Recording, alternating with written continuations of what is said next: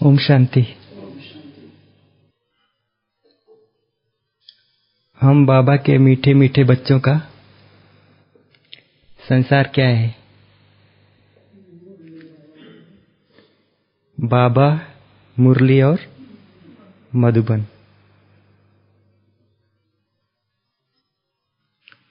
बाबा ही संसार है।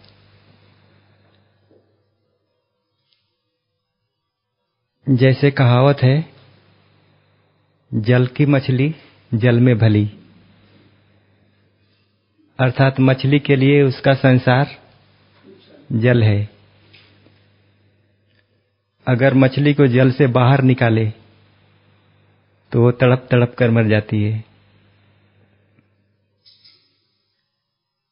ऐसे हम सभी ब्राह्मण बच्चों के लिए जो संसार है, बाबा, मुरली और मधुबन।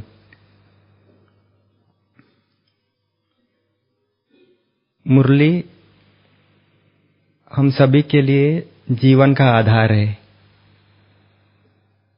ब्राह्मण जीवन का श्वास है। मुरली पत्थर बुद्धि से पारस बुद्धि बनाने वाली है। कौड़े तुल्य जीवन से हीरे तुल्य बनाने वाली है। मुरली अंधों की लाठी है और संजीवनी बूटी है।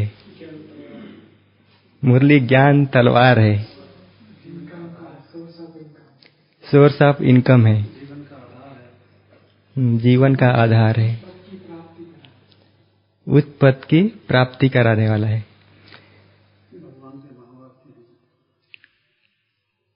शास्त्रों में गायन है, जब मुरली चलती थी, मुरली की धुन जब गोपियां सुनती थी तो नाच उठती थी, झूम उठती थी। ऐसे बाबा की ज्ञान मुरली चलती है तो हम सभी आत्माएं, आत्मा रूपी गोपियां नाच उठती हैं, झूम उठती हैं। और मधुबन हम सभी के लिए पावन तीर्थ स्थान है। मधुबन की बाबा ने कितनी महिमा की है। मधुबन में 4 धाम है। बाबा ने एक मुरली में कहा है कि यदि कोई अपना सिर भी काट के दे दे तो भी उतना भाग्य नहीं, मतलब कि यहां पर कदम रख सके वो। इतनी पावन भूमि है ये। मधुबन हम सभी का परमानेंट एड्रेस है। चाहे कोई बाबा का बच्चा घर गृहस्थ में रहता हो, सेंटर पे रहता हो, या इस संसार के किसी भी कोने में रहता हो, वो उनका सेवा स्थान है। परंतु ये बाबा का घर है, और बाबा का घर सो उनके सभी बच्चों का घर है।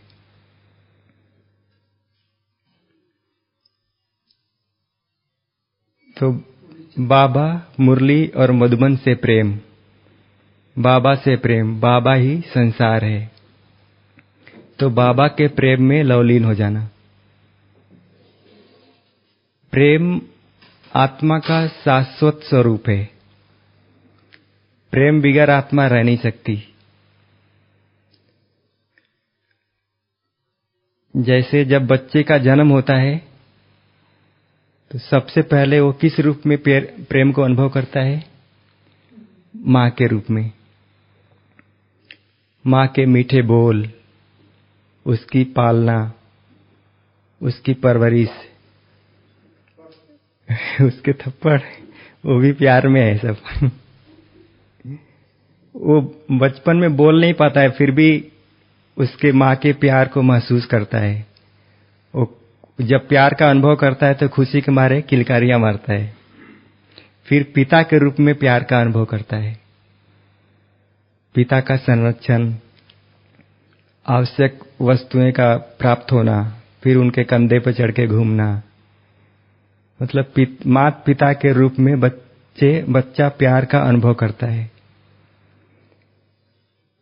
माता पिता को ईश्वर का रूप भी कहते हैं।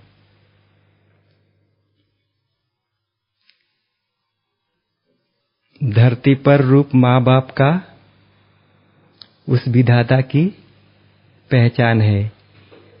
ये तो सच है कि भगवान है। ये गीत है। फिर बच्चा जब जीवन यात्रा में आगे बढ़ता है, फिर भाई बहन के रूप में उस प्यार को अनुभव करता है। भाई बहन के साथ खेलना, कूदना, स्कूल जाना, कभी झगड़ा करना, कभी रूठना, कभी मनाना, ये सभी वो आत्मा प्रेम का अनुभव करती है हर संबंध से। फिर कभी मित्र के रूप में उस प्यार को अनुभव करती है। उसके साथ शेयरिंग, केयरिंग, सभी छोटी मोटी बातों का शेयर करना, एक दो का सहयोग देना।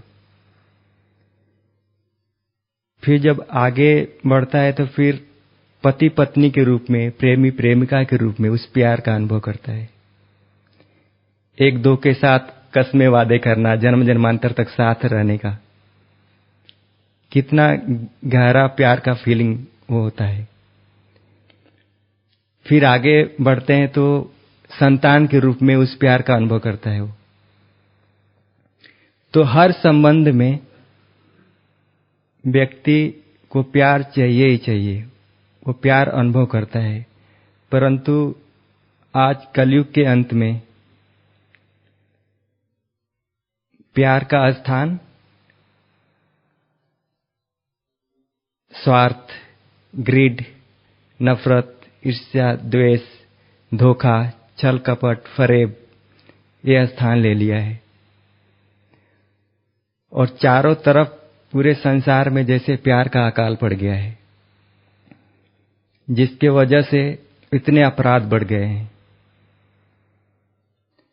चाहे कोई बड़े से बड़ा अपराधी हो, टेररिज्म हो, टेररिस्ट हो, वो कहां न कहां से, वो चाहे समाज से, चाहे अपने व्यक्तिगत परिवार से, वो प्यार को नहीं प्राप्त किया है, इसलिए उस रास्ते पर चले जाते हैं।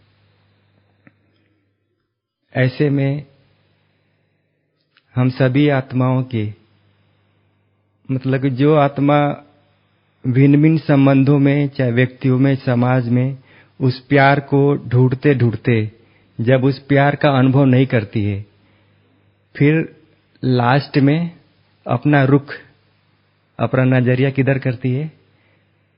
उस पिता की तरफ,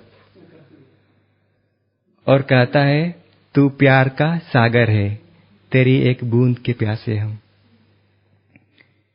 बॉडी कॉन्शियस से यदि ऊपर उठ के देखें तो चाहे कोई भी हो, स्त्री है, पुरुष है, भाई है, बहन है, संत है, महात्मा है, गुरु है, गोसाई है, नास्तिक है, आस्तिक है, या ज्ञानी हो या ज्ञानी है तो सभी आत्मा।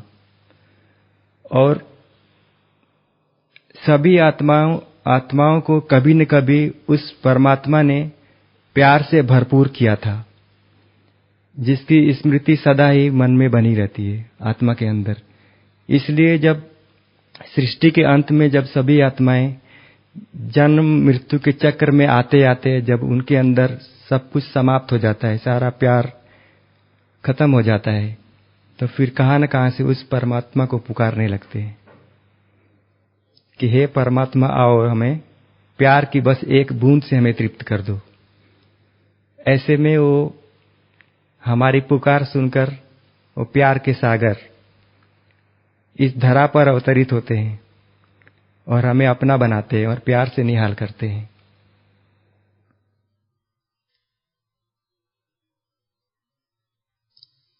कभी मां बनकर हमारी पालना करते, पिता बनकर हमारी सुरक्षा करते, हमें वर्षे का अधिकारी बनाते, कदम कदम पर हमारी मदद करते साथी बनकर के, और शिक्षक बनकर हमें नर से नारायण, नारी से श्री लक्ष्मी बनाने का वो पढ़ाई पढ़ाते हैं, और गुरु बनकर, सदगुरु बनकर गति सदगति देने का मार्ग बताते हैं, मुक्ति, जीवन मुक्ति में जाने का मार्ग बताते हैं, वरदानों से हमारी झोलियां भरपूर करते हैं।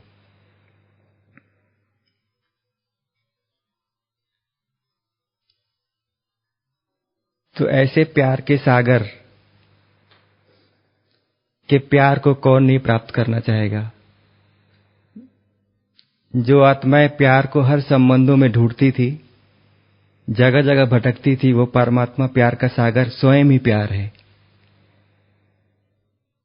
वो अनोखा प्यार, वो दुर्लभ प्यार जो इस संगम पर ही हमें प्राप्त हो रहा है।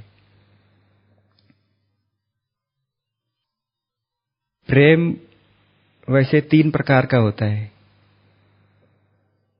एक है आकर्षण के वश प्रेम, जब व्यक्ति किसी के देह की सुंदरता को देखता है, सौंदर्य को देखता है, तो वो प्रेम अल्पकाल का होता है, क्षणभंगुर होता है, सदाकाल का नहीं होता है, उबाऊ होता है, वो समय के साथ धीरे धीरे समाप्त हो जाता है। दूसरा होता है सुख सुविधा वैभव के आधार पर प्रेम, ये भी चिरकालीन नहीं होता है, इसमें डर, भय, चिंता सभी व्याप्त रहता है। और तीसरा है डिवाइन लव, अलौकिक प्यार, दिव्य प्यार, परमात्म प्यार।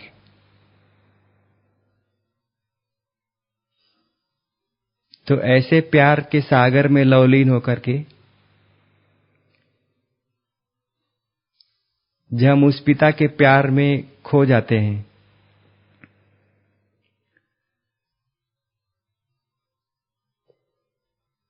तो कितना हमें तृप्ति का अनुभव होता है। वो जो प्यार का सागर है, वो हमारी खातिर, क्योंकि वो प्यार का सागर है, फिर भी हमारी खातिर वो हमारी प्यार का भूखा रहता है, हमारे प्यार का भूखा रहता है, हमारी भावनाओं का भूखा रहता है। वो निर्बंधन है, मुक्त है, फिर भी हमारे प्यार के बंधन में उस धाम को छोड़ करके हमारे पास खींचा चला आता है। वो अभोक्ता है, फिर भी हम उसे प्यार से भोग लगाते हैं तो वो स्वीकार करता है।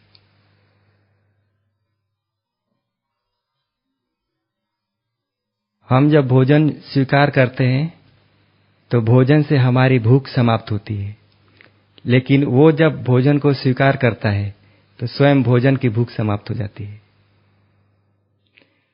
हम जब पानी पीते हैं तो उस पानी से हमारी प्यास बुझती है, लेकिन वो जब पानी को स्वीकार करता है तो स्वयं पानी की प्यास बुझ जाती है। क्योंकि प्रकृति के 5 तत्वों को भी तो प्यार चाहिए। यहां तक कि जंतु, जानवर, पशु पक्षी, ये प्रकृति, सभी को प्यार चाहिए। तो वो इस संगम युग पर आकर सभी को प्यार से तृप्त कर रहे हैं।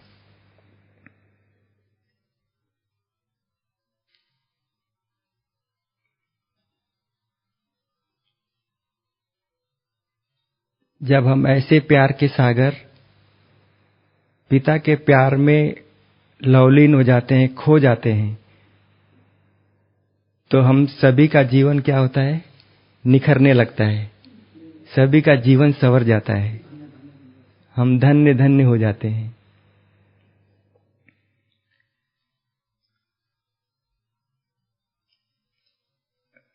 शास्त्रों में कहावत है, ऐसे शास्त्रों में है दिया है कि जब श्री कृष्ण के पास सुदामा आते हैं अपनी दयनीय हालत में, जब वो बहुत निर्धन होते हैं, तो सुदामा की पत्नी उनको श्री कृष्ण के पास जाने के लिए प्रेरणा देती है। जब वो श्री कृष्ण के पास आते हैं तो श्री कृष्ण कितना न प्यार से उनसे मिलते हैं, उनके पांव, उनके चरण धुलाई करते हैं, उनके साथ लाया हुआ जो चावल मुट्ठी वो भी स्वीकार करते हैं। और लास्ट में वो अपने मित्र से पूछते हैं कि कहो मित्र, सब कुछ ठीक है ना? लेकिन सुदामा संकोच करते हैं, संकुचाते हैं कि हम अपनी निर्धनता के बारे में, अपनी दयनीय अवस्था के बारे में अपने मित्र से कैसे बताऊं। तो संकोच बस कह देते हैं कि हाँ, सब कुछ ठीक है। फिर उनके सुदामा के वहां से जाने के बाद जस्ट उनके साथ श्री कृष्ण की धर्म पत्नी रुक्मणी जो बैठी रहती है, वो श्री कृष्ण को बोलते हैं कि आप तो प्रभु अंतर्यामी हैं, उनके बारे में सब पता है, क्या हालत उनकी, फिर भी आप कैसे स्वीकार कर लिया आपने कि सब कुछ ठीक होगा? श्री कृष्ण ने जब वो बोले कि सब कुछ ठीक है, तो श्री कृष्ण ने हाथ उठाकर बोला कि हाँ, सब कुछ ठीक ही होगा। तब रुक्मिणी ने जब ये प्रश्न पूछा तो श्री कृष्ण ने बोला कि हाँ, सब कुछ ठीक ही होगा। कौन बोल रहा है ये? अगर नहीं भी ठीक होगा तो ठीक हो जाएगा। ऐसे जब हम इस देह के भान से परे उठ करके इस संसार की सारे जितनी भी समस्याएं हैं, कठिनाइयां हैं, प्रॉब्लम्स है, सबको भूल करके उस पिता के पास जब हम जाते हैं, वतन में उनके साथ बैठ जाते हैं और उनके प्यार में एकदम खो जाते हैं, वो ज्योति बिंदु के सम्मुख, और जब प्यार का गहरा फीलिंग होता है और उस समय यदि हम संकल्प करें कि हाँ बाबा, आई एम ओके, दिल से, बाबा हमारे जीवन में सब कुछ ठीक है, तो वो प्यार का सागर भी क्या बोलेगा? तथास्तु मेरे मीठे बच्चे। आपके जीवन में ऐसा ही होगा। ये हम सभी लाखों भाई बहनों का अनुभव है। संसार में तो लोग यही समझते हैं कि इन्होंने कोई अपने गुरु को ही भावना बस भगवान मान लिया है,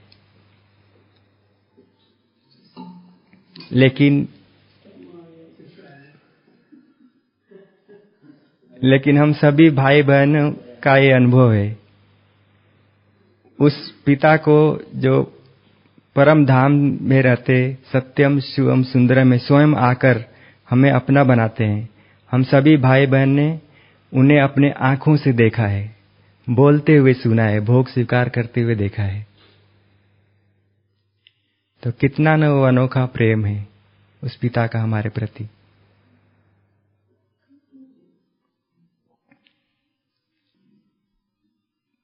तो इस ब्राह्मण जीवन में हमें, और जैसे मछली का जो संसार है जल है, ऐसे हमारा संसार एक तो बाबा का प्रेम है, दूसरा इसमें सेफ रहने के लिए हमें बाबा ने हमें जिम्मेदारी दी है, जिम्मेदारी का ताज दिया, वो है सेवा। जब हम बाबा के बच्चे बनते हैं, ब्राह्मण बनते हैं, तो हमारा जीवन हमारे लिए नहीं रहता है, वो संसार के लिए अर्पित हो जाता है।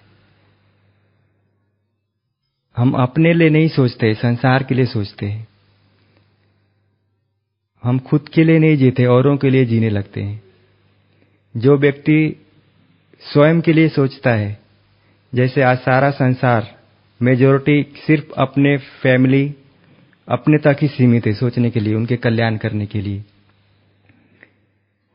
और जो व्यक्ति सिर्फ और सिर्फ स्वयं के लिए सोचता है तो उसका भाग्य भी उससे रूठ जाता है। एक बार अर्जुन और श्री कृष्ण एक नगर में घूम रहे होते हैं, तो घूमते घूमते वो एक चौराहे पर एक भिखारी को देखते हैं।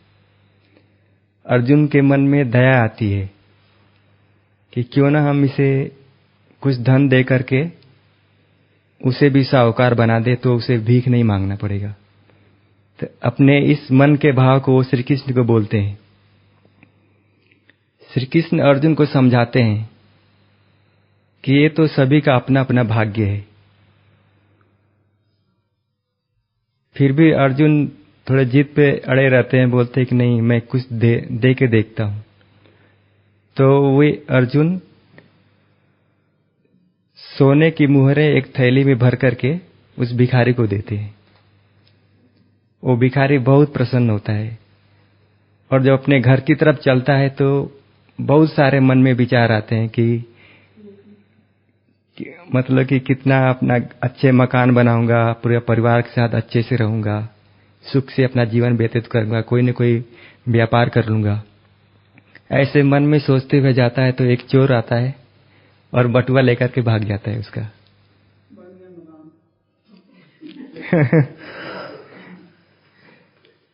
फिर अगले दिन वो फिर उसी चौराहे पर आकर भीख मांगने लगता है।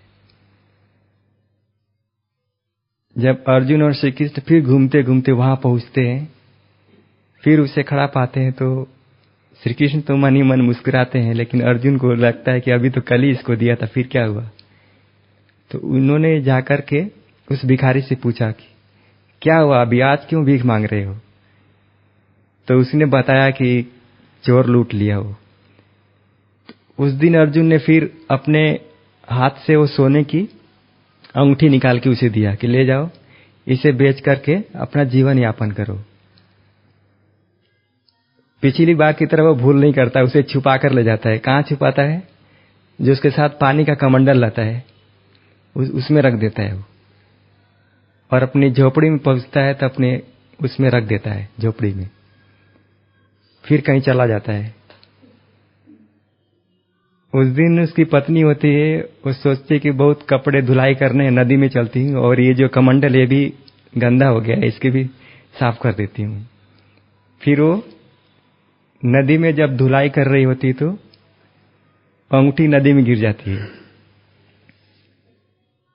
जब उसको भिखारी को पता पड़ता है तो फिर अपने सिर पे हाथ रख लेता है, अपने दुर्भाग्य को कोसता है वो, और अगले दिन फिर वो चौराहे पर आके खड़ा हो जाता है। अर्जुन और श्री कृष्ण घूमते घूमते जब वहां पहुंचते हैं, और अर्जुन जब देखता है कि फिर आज भी यहाँ भीख मांग रहा है, तो फिर पूछता है कि कारण क्या है। तो अपनी सारी व्यथा वो बताता है। तब अर्जुन आखिर हार मान जाता है कि सच में इसके भाग्य में नहीं है। उस दिन श्री कृष्ण उस भिखारी के हाथ में 2 पैसे देते हैं, बहुत थोड़े धन देते हैं। वो 2 पैसे को लेकर भिखारी चला जाता है, लेकिन मन में सोचता है कि इसका मैं करूंगा क्या, किस काम मेरे आएगा इतने थोड़े से 2 पैसे। जब वो जा रहा होता है तो देखता है मार्केट में एक मछली वाला मछली मारकर मतलब लाके नदी से ला करके बेच रहा होता है। तो मछली जिंदी रहती है, वो तड़पती रहती है। तो उसके मन में दया आती है कि क्यों ना, ये तो 2 पैसे मेरे काम नहीं आएंगे, अगर मैं उस जो बेच रहा है उसको मैं 2 पैसे दे दूं, मछली को लेकर के उसके प्राण बचा लूं, कितना अच्छा होगा। तो वो मछली को खरीद लेता है और अपने कमंडल में पानी में रख के डाल देता है वो। फिर नदी में जाके जब छोड़ता है तो देखता है कि अंगूठी जो होती है वो मछली के मुख से निकल के वो कमंडल में आ चुका होता है। तो खुशी के मारे वो चिल्लाता है कि वाह मिल गया मिल गया, पा गया। तो वहीं कुछ दूरी पर चोर छिपा रहता है जिसने धन लूटा था। वो समझता है कि शायद इसने मुझे देख लिया है, तो जाके उसके पांव पड़ता है कि मुझे क्षमा कर दीजिए, कृपया महाराज को नहीं बताना, नहीं तो हमको बहुत सजा मिलेगी, मैं आपके धन को वापस करता हूं। वो भी मिल जाता है, वो जो सोने की मोहरे का जो पोटली रहता है वो भी मिल जाता है, अंगूठी मिल जाता है। फिर वो बहुत खुश होके अपना जीवन यापन करने लगता है। अगले दिन जब वे चौराहे पर जब घूमते हैं अर्जुन और श्री कृष्ण, फिर वो नहीं दिखाई देता है चौराहे पर। फिर वो पता करते हैं कि आखिर उसका हुआ क्या। जब उनको पता पड़ता है कि अभी तो वो साहूकार बन गया है, तो अर्जुन श्री कृष्ण से इसका राज पूछता है कि आखिर बात क्या है। मैंने जब सोने की मुहरें दी, अंगूठी दी, तो भी वो निर्धन ही था, चोर लूट ले गए, उसके हाथ से सब फिसल गया, लेकिन आपने केवल 2 पैसे दिया और फिर वो उसका भाग्य कैसे बदल गया। तब श्री कृष्ण बोलते हैं कि जब तुमने दिया तो वो सिर्फ अपने ही बारे में सोच रहा था कि मैं ये करूंगा, मैं वो करूंगा, इतने सुख से रहूंगा। लेकिन जब मैंने केवल 2 पैसे दिया, तब उसने एक मछली के ऊपर दया करके, रहम करके उसके प्राण बचाए। जब उसकी भावना दूसरे के प्रति बदली, दूसरे के प्रति अपने नजरिया, अपनी सोच को बदला, तो वहां से उसका भाग्य का उदय हुआ। ऐसे ही जब बाबा ने हमें विश्व कल्याण के लिए निमित्त बनाया है, विश्व सेवाधारी बनाया है, तो हम दूसरों के बारे में सोचते हैं कि सभी का कल्याण हो, सबको सुख शांति मिले, तो हमारा भाग्य भी उदय होने लगता है और उदय हो रहा है। 4 भाई हैं एक घर में और उनके बीच में सिर्फ एक रोटी है, और यदि वो एक दूसरे के लिए सोचते हैं, एक दूसरे से प्यार से रहते हैं, स्नेह से रहते हैं, तो एक रोटी के 4 टुकड़े करके भी वो खाकर भी संतुष्ट रहेंगे, वो प्यार से रह लेंगे। लेकिन जहां यदि 4 भाई और कई हैं और उनके अंदर स्वार्थ है और सिर्फ अपने लिए जीते हैं, तो 10-20 रोटियां भी कम पड़ जाती हैं।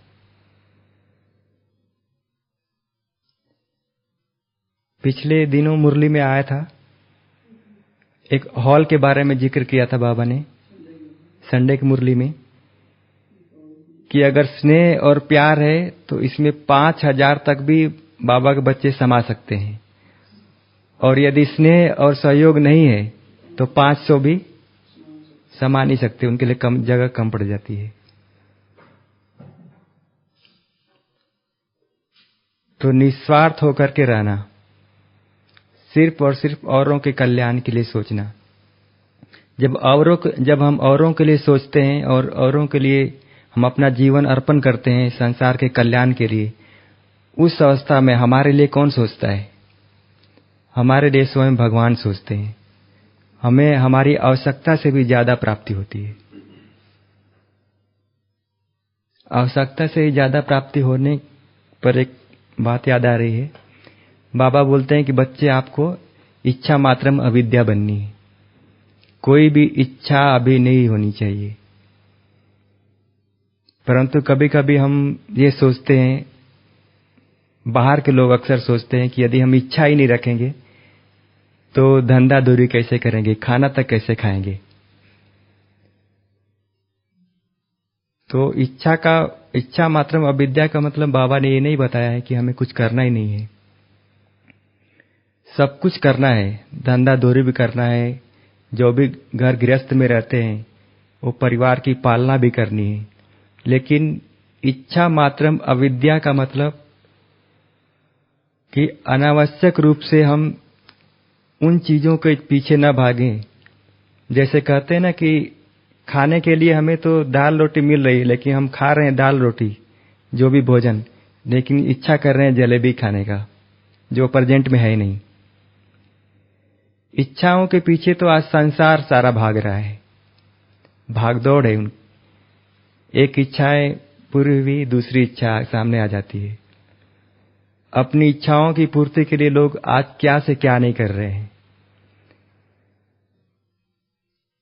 अपराध जगत में लोग तो अपराध कर रहे हैं, लेकिन एक रॉयल लोग, वो तो है घोटाले, धोखाधड़ी, ये सब तो है, इनकी जिनका जिक्र हम नहीं कर रहे हैं। जो बहुत अपने को रईस अमीर समझ रहे हैं, वो लोग एक मेथड का प्रयोग कर रहे हैं अपनी इच्छाओं को पूर्ति करने के लिए, लॉ ऑफ अट्रैक्शन। ये कितना न उनके लिए नुकसान है, शायद उनको पता नहीं है। इस पर थोड़ा फोकस डालने समय है। जब हम इच्छा करते हैं, कोई भी संकल्प करते हैं किसी चीज की प्राप्ति का, जैसे हम संकल्प आज किए कि हमें आइसक्रीम खाना है, सपोज हमें वो आइसक्रीम मिल जाती है, तो हम बहुत खुश होते हैं कि हाँ, हमने संकल्प किया और हमें वो प्राप्ति हो गई। लेकिन इसमें खुश होने की बात नहीं है, क्योंकि हम जब ये प्रैक्टिस करते, अभ्यास करते हैं कि हमें कोई इच्छा नहीं रखनी है, तो हमारे अंदर वो शक्तियां धीरे धीरे बढ़ती है, डेवलप होती है। हमारे अंदर विल पावर बढ़ता है, जिसके कारण हम अगर गलती से भी संकल्प कर लें कोई भी इच्छा के अधीन होकर के, वो रस या टेस्ट के अधीन होकर के वो हमें चाहिए, तो प्राप्त हो जाता है, क्योंकि आत्मा के अंदर वो पावर आ गई। लेकिन जैसे ही हम संकल्प किए कि हमें आइसक्रीम खानी है, वो प्राप्त हो गया हमें, तो वो जो प्राप्ति है वो किस आधार पर हुई? हमारे जो शक्ति हुई ना, उसी में से मिला वो कट होके।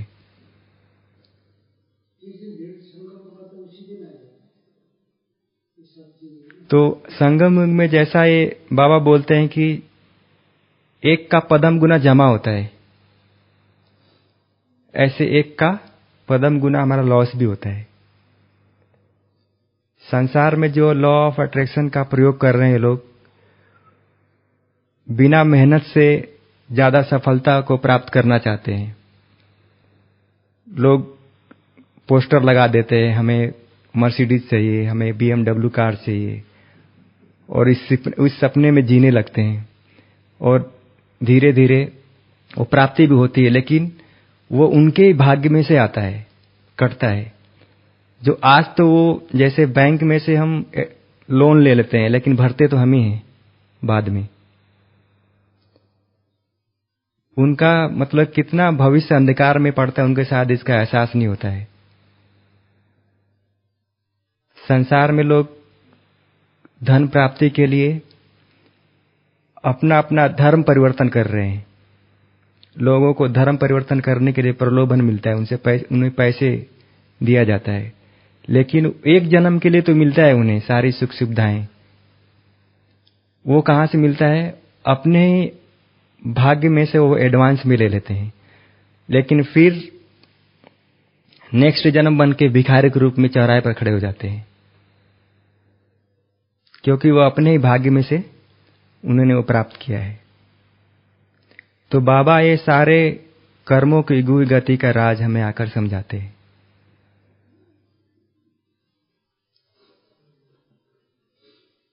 तो फिर हमने क्या देखा इस ब्राह्मण जीवन में सेफ रहने के लिए? बाबा, मुरली और मधुबन। बाबा के प्यार में हमेशा लवलीन रहना, उनके प्यार में खोए रहना।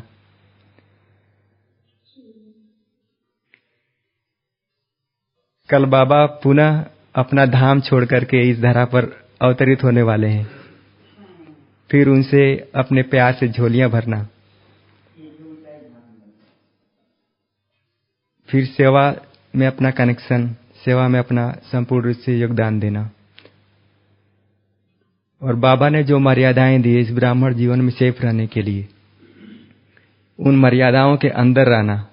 उन मर्यादाओं से बाहर क्या लेके जाती है हमें खींच करके? वो इच्छाएं। तो इच्छाओं को छोड़ करके इच्छा मात्र में अविद्या बनना। ओम शांति।